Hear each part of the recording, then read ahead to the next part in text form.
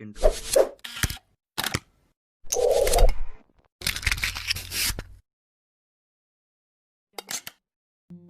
Assalamualaikum warahmatullahi wabarakatuh. Perkenalkan, nama saya Muzaina Amarwati dari kelas 18 II2 dengan NIM 30318111061. Di sini saya membuat video tugas mata kuliah Ekonomi, Pertanian, dan Pedesaan. Saya akan menjawab 4 pertanyaan yang ada pada bab 2 dalam buku Ekonomi, Pertanian, dan Pedesaan oleh Tri Haryanto.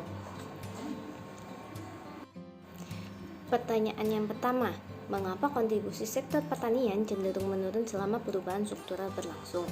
Nah, kontribusi sektor pertanian yang cenderung menurun selama perubahan struktural berlangsung disebabkan oleh 2 faktor. Faktor pertama yaitu hukum Engel mengatakan bahwa elastisitas pendapatan terhadap permintaan barang-barang pertanian menurun seiring dengan meningkatnya pendapatan. Pertumbuhan ekonomi dan peningkatan pendapatan akan merubah pola konsumsi masyarakat terhadap barang-barang pertanian. Peningkatan pendapatan masyarakat akan menggeser permintaan masyarakat dari barang-barang makanan atau pertanian ke barang-barang non-makanan atau industri dan jasa. Faktor yang kedua yaitu karena adanya perubahan teknologi, maka pertumbuhan produktivitas akan cepat yang diukur dari output per pekerja. Ini dikarenakan perubahan sektor tradisional yang memiliki produktivitas rendah menuju sektor ekonomi dengan produktivitas yang tinggi. Nah, kedua faktor ini akan menyebabkan perubahan permintaan yang rendah dan meningkatnya penawaran atau supply akan mendorong turunnya harga-harga produk pertanian, sehingga memberi tekanan pada sumber daya petani, SDA, modal, teknologi manajemen, dan termasuk petani itu sendiri. Untuk itu, hal ini memberikan kenyataan bahwa perubahan teknologi yang cepat menyebabkan produk-produk pertanian yang dihasilkan tidak lagi mempunyai nilai sosial yang tinggi. Ini menyebabkan pendapatan petani menjadi rendah dan pada akhirnya menciptakan tekanan yang kuat pada sumber daya petani tadi dan dapat memperlambat proses transportasi struktural. Nah, sekarang pertanyaan yang kedua. Jelaskan pengertian kontribusi pasar dan kontribusi faktor dari sektor pertanian dalam pembangunan ekonomi. Kuznets tahun 1965 mengelompokkan kontribusi menjadi 2 sektor, yaitu kontribusi pasar atau market contribution dan kontribusi faktor atau factor contribution. Market contribution yaitu sektor pertanian sebagai penyedia makanan dan penyedia bahan baku industri manufaktur. Keberhasilan dalam kontribusi pasar ini tergantung dari pertama pengaruh keterbukaan ekonomi, di mana yang membuat pasar sektor non-pertanian tidak hanya diisi dengan produk domestik, tetapi juga impor yang dalam hal ini sebagai pesaing. Sehingga konsumsi yang tinggi dari petani tidak menjamin pertumbuhan yang tinggi di sektor non-pertanian.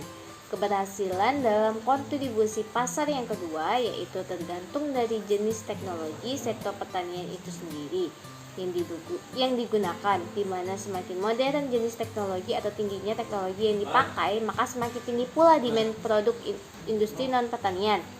Kontribusi yang kedua yaitu kontribusi faktor. Faktor kontribusi di mana jika penurunan peran pertanian di pembangunan ekonomi, maka akan terjadi transfer surplus modal dan tenaga kerja dari sektor pertanian ke sektor lain.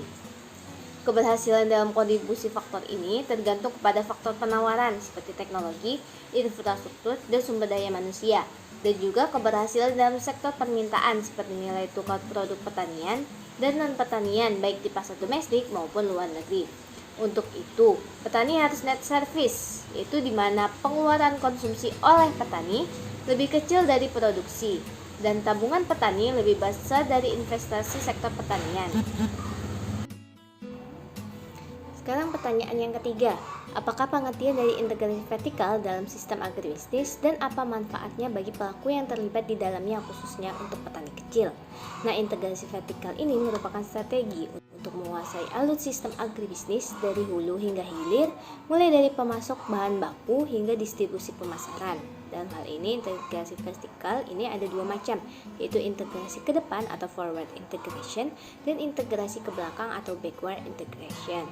Manfaat dari integrasi vertikal ini sendiri bagi petani kecil adalah agar petani tersebut lebih menguasai bahan baku, faktor produksi, dan sarana penunjang lainnya, serta agar petani dapat langsung menjual hasil produksi kepada konsumen tanpa adanya tambahan biaya distribusi.